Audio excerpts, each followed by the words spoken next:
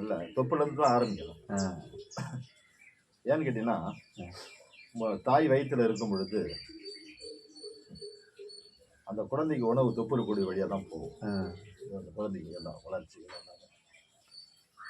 அப்போ அப்படியே இருந்து அந்த தாய் விட்டு அதை வயிற்று விட்டு வெளியே வந்துடுது. அதுக்கப்புறமா தொப்புள் கொடியை அறுத்துடுறோம். அதுக்கப்புறம் அந்த தொப்புள் கொடி தொப்புளை யாரும் கவனிக்கிறதே கிடையாது. இப்போ எண்ணெய் விட்டேன், எண்ணெய் இருக்கான்னு தெரியல, ஒன்றுமே இழுத்துருவோம், நல்லது இழுத்துருவோம். அந்த இடத்துல அவ்வளோ ஒரு சமாச்சாரம். 72,000 நாடி நரம்புகளுக்கும் சென்று அடையக்கூடிய ஒரு இடம்னா தொப்பு தான். சீக்கிரமா உடனடியாக இருக்கும்.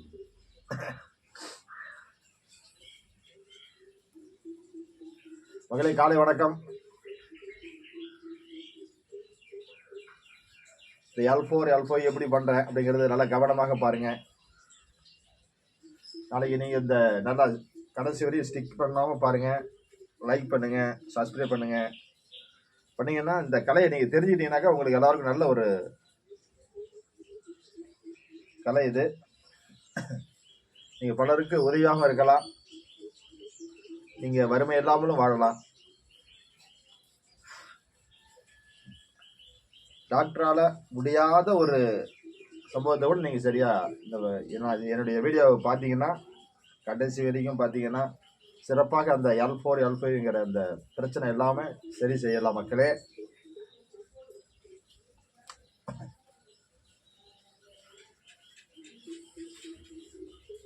உங்களுக்கு தெளிவாக சொல்லிட்டு இருக்கிறேன்.